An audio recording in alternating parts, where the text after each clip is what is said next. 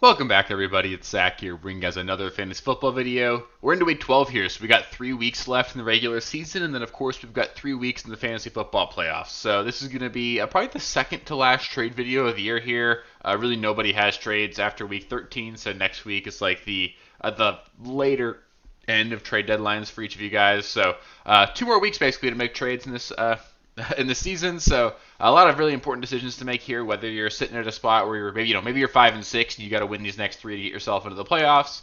Then I've got guys for you here, and then maybe you're 9-2 and you're like, all right, I'm gonna have a bye. Let's just get myself set up for those playoff weeks. So what I'm gonna do here is I'm gonna go position by position and just give you guys my primary trade target.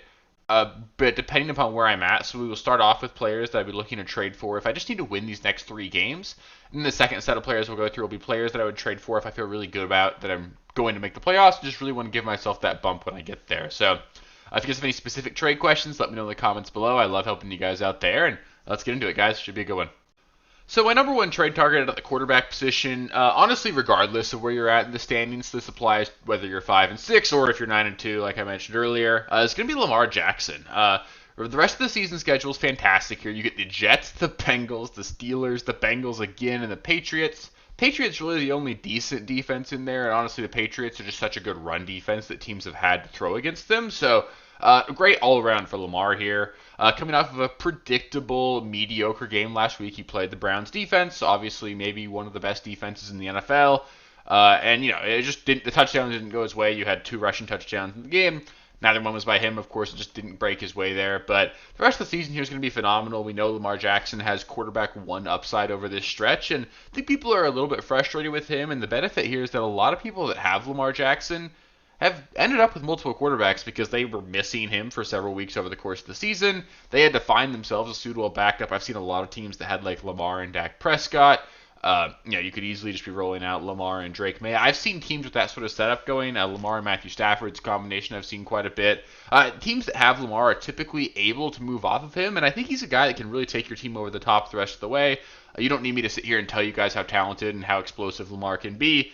I think the rest of the season is going to be fantastic. We just got through the last bad game, and it should be a lot of fun rostering Lamar the rest of the way if you can go get him.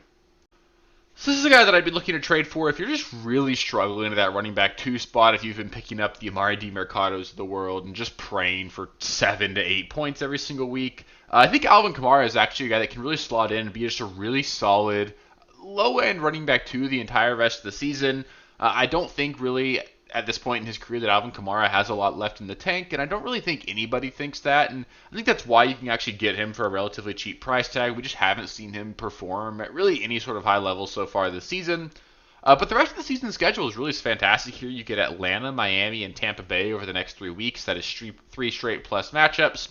You get Carolina in week 15, that's not as exciting, and then you get the Jets and the Titans follow that. So even in the playoffs, so you got 5 of 6 really good matchups here coming up. Again, he should be effectively free right now with the departure of Rashid Shaheed. This offense is Chris Olave, Juwan Johnson, and Alvin Kamara. You have Kendre Miller out. They're not looking to involve Devin Neal a ton.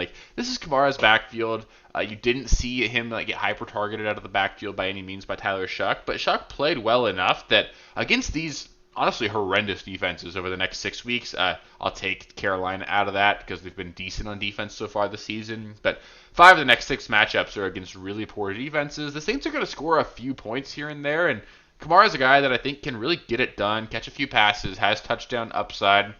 He's a really solid low-end running back 2 the rest of the way, and most teams that have Alvin Kamara, they haven't been relying on him most of the season. They've had to look elsewhere. I think Kamara is a guy that can be had for relatively cheap, and I think if you just don't have a running back 2, I think he will fill that hole for you guys here.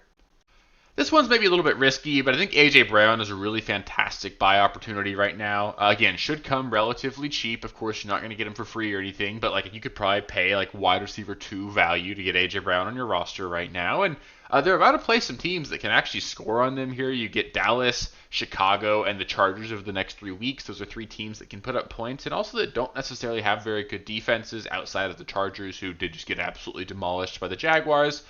In the playoffs, you get the Raiders, the Commanders, and the Bills, 3 straight plus matchups as well. We just know that every single week, A.J. Brown has that week-winning ceiling. We had an injury to Lane Johnson this last week. It might impact the run game a little bit more.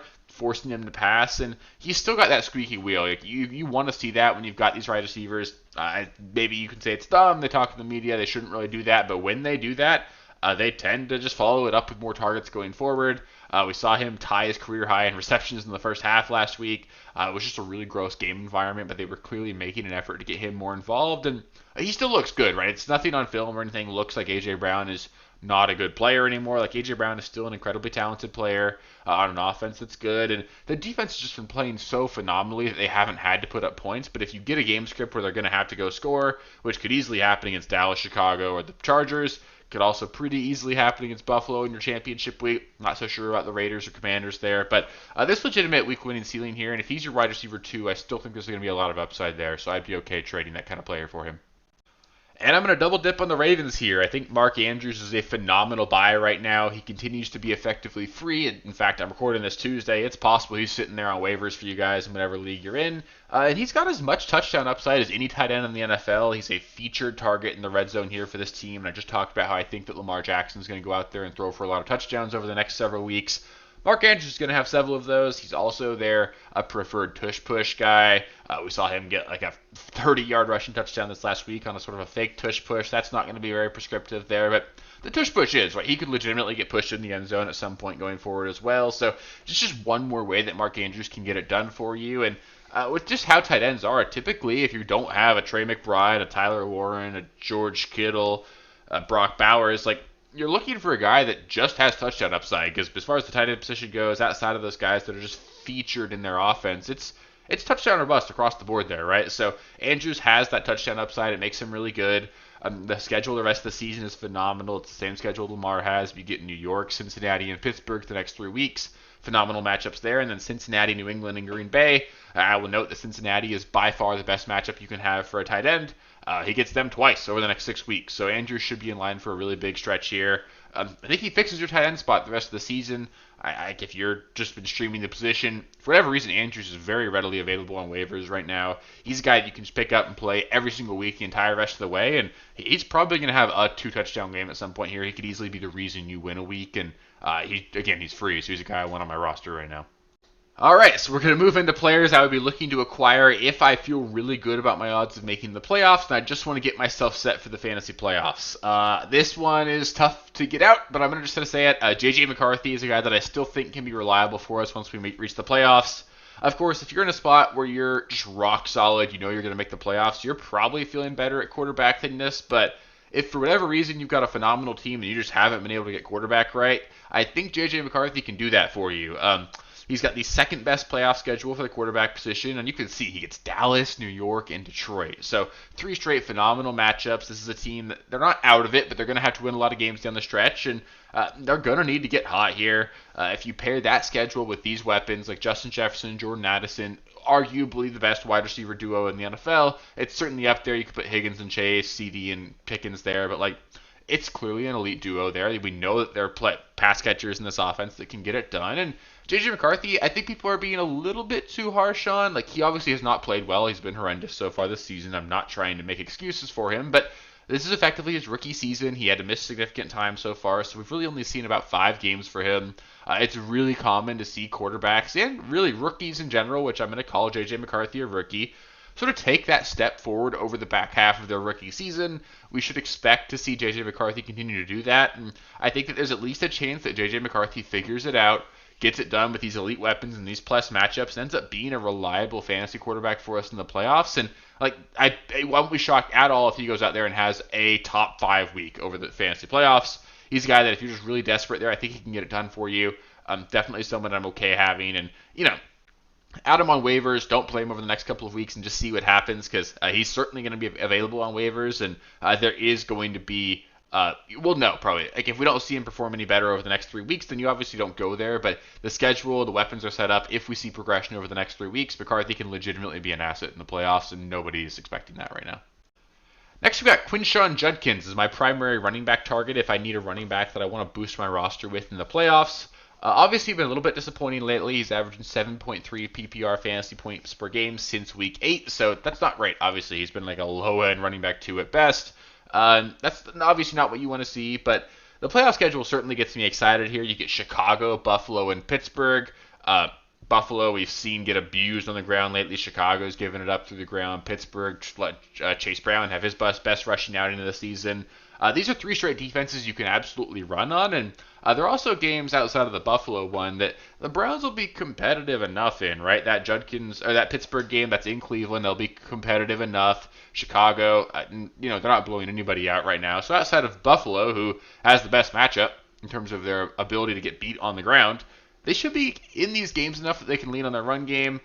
Likely going to cost you like a mid to low tier running back too, and I think there's legitimate running back 1 production upside here for Judkins. He's a guy that I want to be playing in my running back 2 slot, and we just know he's talented, right? He's a talented player on a team that really just has to feature him, and the matchups are going to set up nicely there. So I think I want him in my lineup in the playoffs, and I don't think people are super excited about what he's done so far, and they'd be willing to move him right now.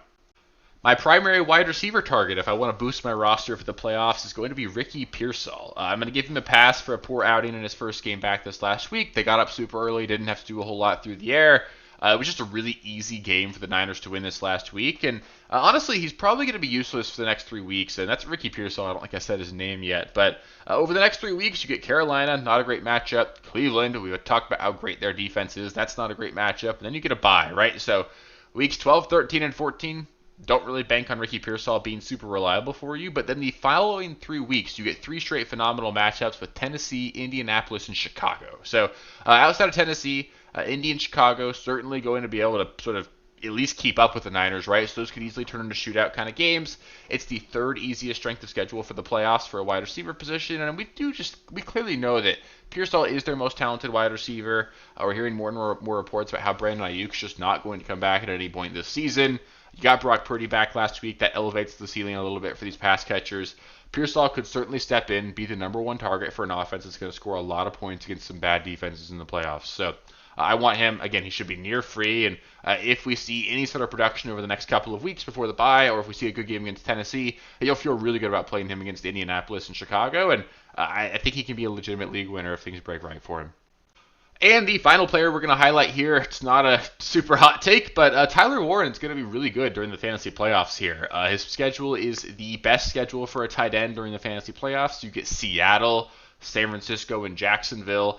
We've seen that Seattle, in general, if you're going to beat them, it's been through the tight end spot. We saw it happen again last week. Colby Parkinson got in. San Francisco, not been very good against tight end either. And then Jacksonville is the 2nd worst defense against the tight end position. So you have a phenomenal 3-game stretch there for Tyler Warren against teams that should be able to score on the Colts, right? So neither one of those 3 games necessarily sets up as a game the Colts are just going to dominate in and be able to run the ball the entire second half in. I think outside of Trey McBride, Tyler Warren is really the only other tight end that I think has a legitimate shot to be the tight end 1 over those 3 weeks. And I think there's just a ton of upside there. I don't think people really appreciate how good he's been. He's a phenomenal player. He's a rookie that, we typically see those post-bye rookie bumps, and they're coming out of the bye right now. We've seen him be phenomenal so far, and it just feels more and more like he's just going to get even better over the course of the season. So Warren's a guy I definitely want on my roster. You're probably going to have to overpay to get him, but if you've got depth, you could pair I'm trying to think, if you could pair George Kittle and a wide receiver 3 for Tyler Warren. I would do that in a heartbeat because I think Tyler Warren can go out there and be the tight end 1 the rest of the way. I would legitimately trade Brock Bowers for Tyler Warren right now. I think that's maybe a hot take, but I'm just super stoked about what Warren's going to do over the rest of the season, and especially in those playoffs. I think he could be the reason people win championships this season.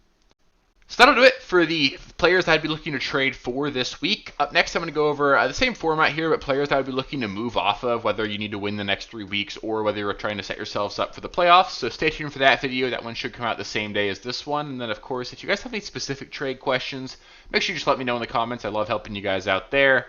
After the sell video, we'll get some starts and sits out, so we'll go through every single game this week, just go through who I'd be looking to start or sit this week, and make sure we get our lineup set, because these last 3 weeks here are going to be super important. We want to make sure we win each of these matchups and really just situate ourselves to win in the playoffs or get ourselves those buys and just get ourselves as best prepared as possible to win our championships here. So make sure you subscribe to the channel. There's going to be a ton of content coming out. I'll be here till the end to get you guys some fantasy championships. And if you made it this far in the video, give it a thumbs up. It helps me out quite a bit. And I will catch you guys with the next one, guys. Peace.